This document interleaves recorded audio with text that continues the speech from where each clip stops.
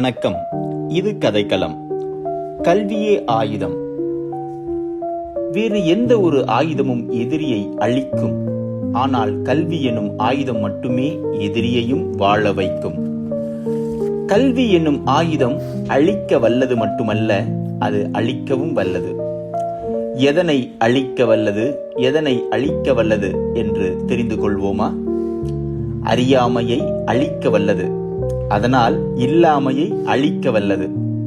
அதனால் வறுமையை அழிக்க வல்லது, அதனால் மூடர்களின் மூட நம்பிக்கைதனை அழிக்க வல்லது. அதனால் சமூகத்தின் முடம் நீக்கி திடம் கொடுக்க வல்லது. எதனை அழிக்க வல்லது? பண்பை, அன்பை, உயர்வை, சிறப்பை, நற்பிறப்பை அழிக்க வல்லது. எய்தவனை தற்காக்க வல்லது பிற ஆயுதங்கள். எய்தவனையும் எதிரியையும் காக்க வல்லது கல்வி என்னும் பேராயுதம். கேடில் விழுச்செல்வம் கல்வி என் அன்றோ? கல்வியற்றோர் அடிமையாய் அமெரிக்காவில் எத்தனை நூற்றாண்டுகளர் தவித்தனர் தெரியுமா? கல்வி என்னும் ஆயுதம் மார்ட்டின் லூதர் கிங் கொடுத்தார். அதனை கொண்டு அவர்கள் கல்வி ஆயுதம் ஏந்தி ஒபாமாவாய் அதிபராய் அதே அமெரிக்காவில் கல்வி ஆயுதத்தின் கூர்மையை கவனித்தீரா? கல்வி கற்காமல் பயணம் செய்தவன் அடிமையானான். கல்வி என்னும் ஆயுதம் ஏந்தியவன் அரசனானான். யாதொனும் நாடாமல் ஊறாமல் என்னொருவான் சாந்துணையும் கல்லாதவாறு என்றார் திருவள்ளுவர். ஆம், கல்வி ஆயுதம் ஏந்தினால்தான் யாதும் ஊரே யாவரும் கேளிர் என்பது கூட சாத்தியமாகும். கற்கை நன்றே கற்கை நன்றே பிச்சை புகினும் கற்கை நன்றே என்றார் ஔவை பிராட்டி.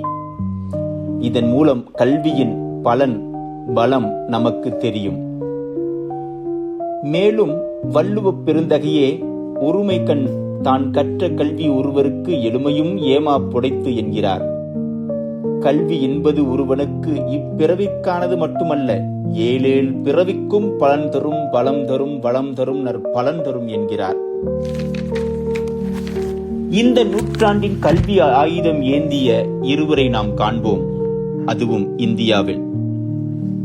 ஒருவர் கல்வி ஆயுதம் பெற லண்டன் சென்று பாரிஸ்டர் பட்டம் பெற்று தென்னாப்பிரிக்கா சென்று கல்வி ஆயுதம் கொண்டு அகிம்சை முறையை கண்டு இந்தியா திரும்பி உலகமே வியக்க நூலாடை தரித்து கத்தியின்றி இரத்தமின்றி யுத்தம் செய்து தன் நாட்டிற்கு விடுதலை பெற்று தந்தார்.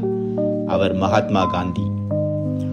மற்றொருவர் மகாராஷ்டிரத்தின் மகரணத்தில் ஒடுக்கப்பட்டு பிறந்து கல்வியே தலைமுறை தலைமுறையாய் நம்மை காக்கும் என்று அறிந்து எந்த கல்வியை தம் முன்னோர்கள் தலைமுறை தலைமுறையாய் பெற மறுத்தார்களோ, தர மறுத்தார்களோ, அதே கல்வியை பெற்று கல்வி கல்வி கல்வி என அதை ஆயுதமாக்கி தன் ஒடுக்கப்பட்ட இனத்திற்கு லண்டன் மாநகரில் வட்டமேசை மாநாடு கண்டு வெற்றி கொண்டு இந்திய அரசியலமைப்பு சட்டம் அமைத்து இன்றளவும் உலகில் அதிக சிலை கொண்ட மனிதராய் நிலைக்கிறாரே பேரறிஞர் அம்பேத்கர். அதுவே கல்வி என்னும் ஆயுதத்தின் சிறப்பு.